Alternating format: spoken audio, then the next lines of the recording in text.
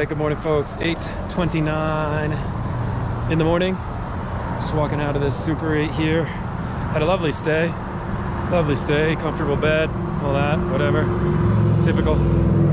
Actually, I mean, but again, like for a Super 8, beyond typical. It was nice. It was a nice stay. I am not getting directly out of town right now. I'm gonna hike in the direction that I'm gonna be heading, and I got to make a couple stops. I got to stop by the Walgreens, which was on the way out of town. So yesterday I went that way to the grocery. In fact, I'll just tell you all these stories right now. So among my chores I had to do yesterday, I thought I had to resupply, but it turned out I had enough food left over for the short jump to Helena. I had to buy fuel, cooking, like stove fuel, you know. I had to do other stuff. I don't know. Anyways, so I was running off to do my errands. I tried to stop and get some food someplace for dinner after I went to the grocery store. So I just went that way to the grocery store, bought my groceries, went like a block away to get some dinner. And when I got back when I left dinner, I was walking. I wanted to swing by the Walgreens real quick and just take a look. And there was like a bunch of kids selling lemonade. Man, you know, I can't walk by that. So I wanted a cup of lemonade. Well, I didn't really want a cup of lemonade, but I wanted to support the kids, you know. And I realized that I had lost my cash. Like I had my cards and ID and stuff, but I lost my cash. So I mean, it's a decent amount of cash. I have probably $300 or something like that. $300 or something like that.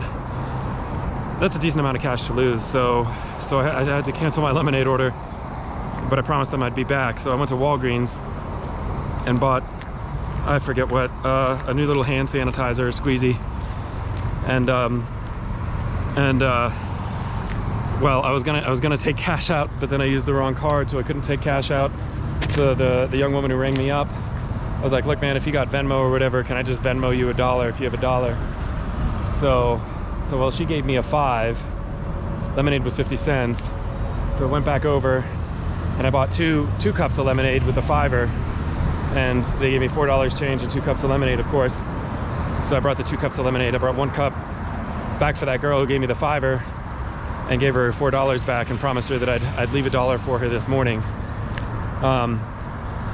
because she's working at 4 today or something. So I got to go by Walgreens. I got to break a bill. I got to leave $1 for the gal at the Walgreens. And what wound up happening with the broken with the lost cash was amazing. So once I got back to the hotel, I was like, man, because I thought maybe I had left it at the hotel or something. It wasn't at the hotel. So I called the restaurant, and the waiter like pulled the booth out and everything. He's like, well, I didn't find all your money, but I found $60. And I'm thinking, well, all right, well, someone took off with the rest, and I can't really blame them. So I went back over there because $60 is still $60. So I went back over there and collected my $60. And as I was over there, I was like, well, I went to the grocery store and paid for stuff. Let me check by the grocery store. So I went by the grocery store, and someone had found and turned in like $300. My $300. I mean, it was in a little like paper envelope, like the sort you get a new check card in. A little paper envelope from my bank. So it was easy to identify, and it was 100% mine. So yeah, man. Sometimes it works out, you know. Sometimes it really works out, and God bless the honest people of Butte, Montana out here, because the server could have taken the money. Any guest who sat at that booth after me could have taken the money. You know, that girl could have said no with the Venmo thing or whatever. She didn't have Venmo, by the way. That's why I got to return the cash, hard cash instead of Venmo. I mean, the grocery store, just 1,000 things could have gone wrong, and I would have been out $300 without much to do about it. So yeah, a good experience, but now I got to kind of keep that wheel turning by way of making sure that I stay true to my word and return this $1 to this young woman at the Walgreens. So that's what I'm doing, and then I'll go a little further, get some breakfast, and then keep moving north to reconnect with the CDT. The only final thing I'll mention is, if you've already noticed, I do still have the backpack that I walked into town with. The delivery from UPS did not arrive yesterday from Z-Packs, and theoretically it's supposed to arrive today, but again, it's like, I think $160 a night. I can't spend that much money to receive a new pack. So I emailed Z-Packs, and hopefully they're gonna be able to redirect it to Helena, but I guess we'll kind of see. Ooh, so much to catch you up on. But here's the Walgreens. So I'm gonna go ahead and pop in and leave $1 for this young woman, and I'll check in with you guys after breakfast. All right, just left that Walgreens. Left $1 with a co-worker of Julie's for it to get back to her. But I forgot to mention in all those words of the morning check-in that underpass under which I crossed, that was Interstate 90. So that's very exciting because that is the fifth and final interstate I cross on this hike. So there's another sort of superlative as we start getting closer to the end of the trail. Interstate 90 is done. All right, I'm gonna go get some breakfast.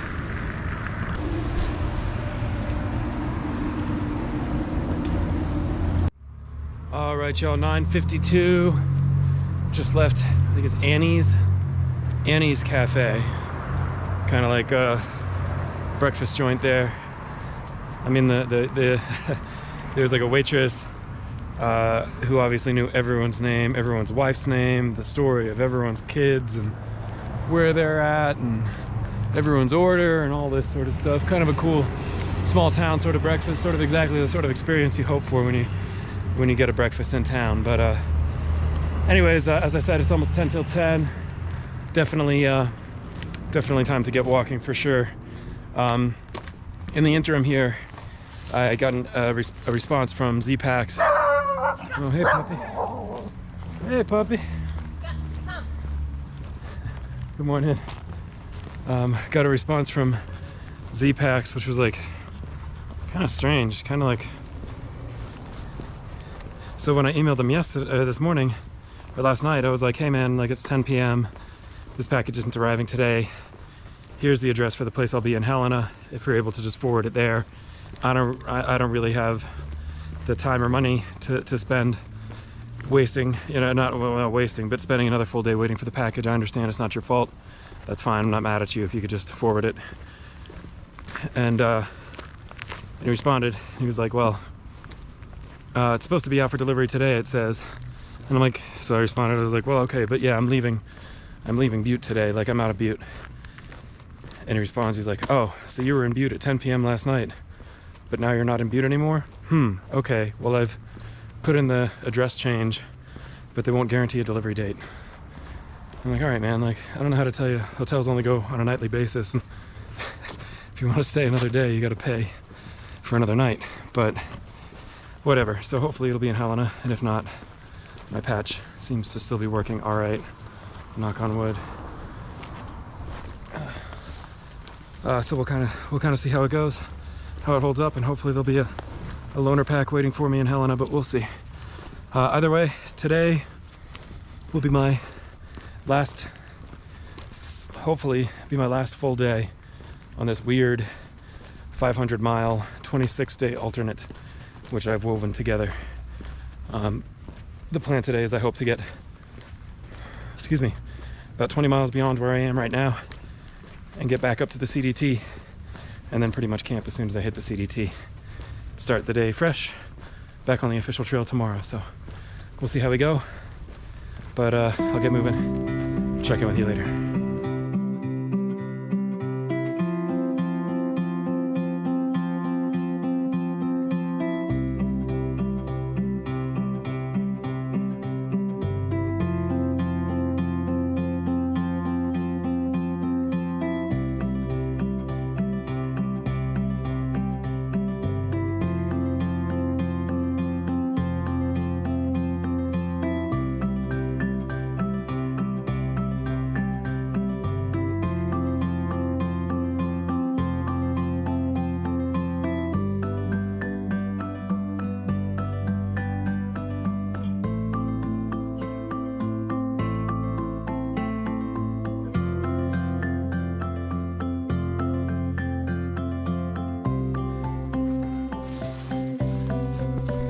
Critter.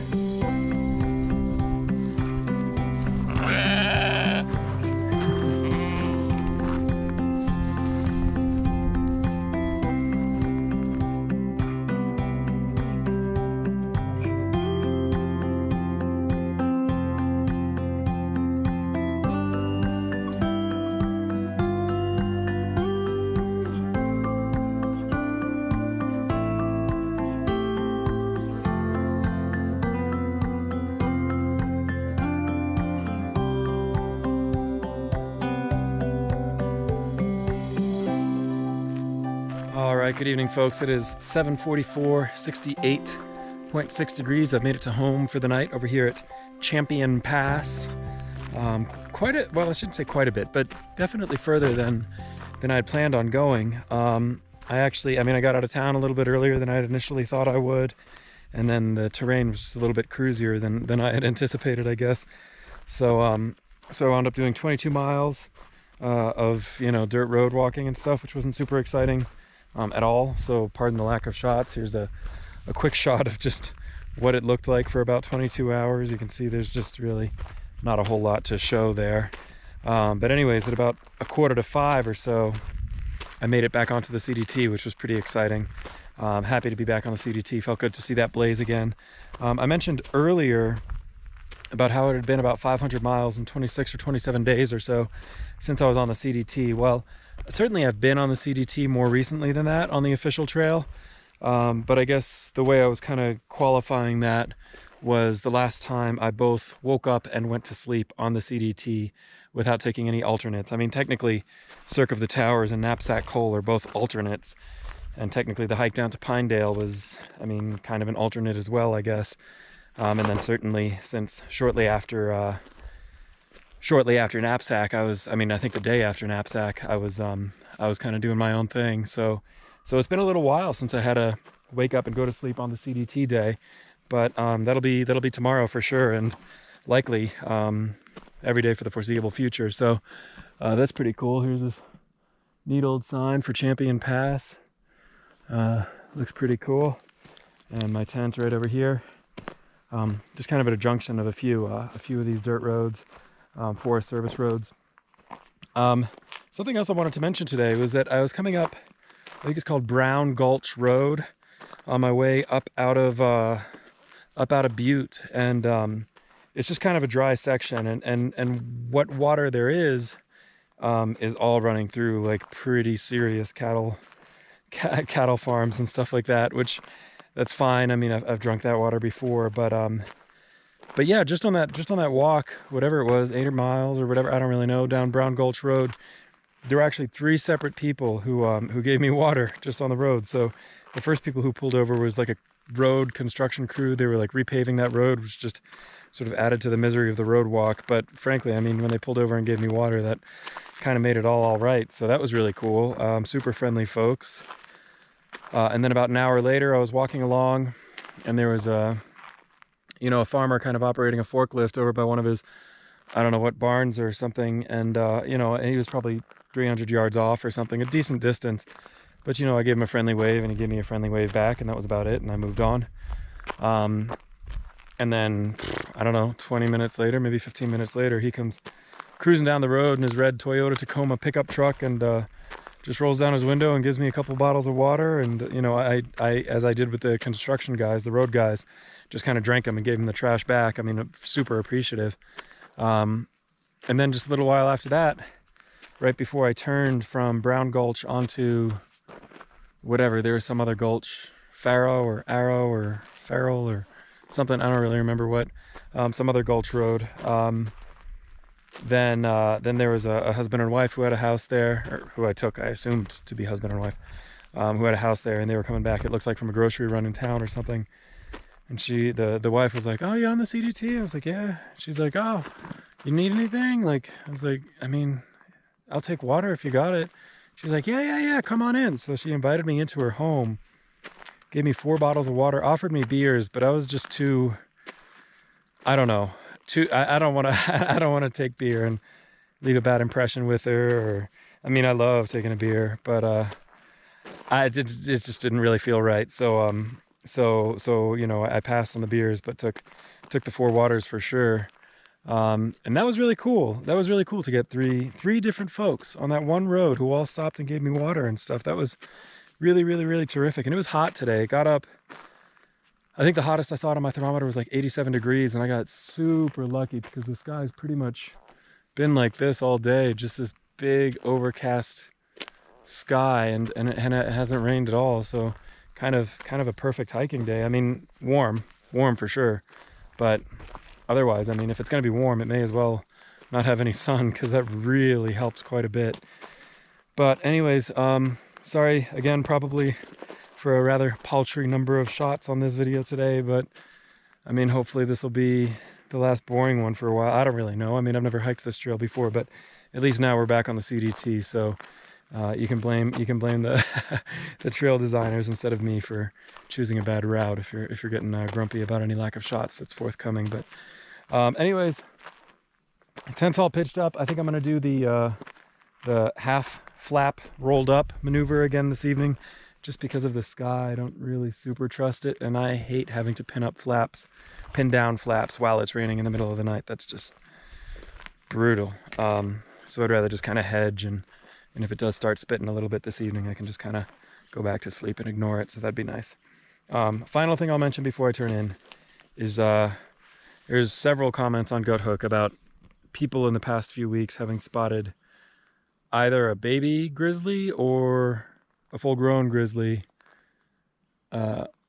within like a mile or two of here. One comment was like within a half mile of here. So definitely I always take the same precautions, but my food is, 300 feet that way, sort of southwest. And yeah, I haven't eaten anything in the past mile and a half or something like that. So, and I'll keep my bear spray handy.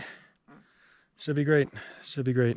Well, on that happy note, I'm going to go ahead and turn in, and I will definitely talk to you guys tomorrow back on the CDT. Super excited.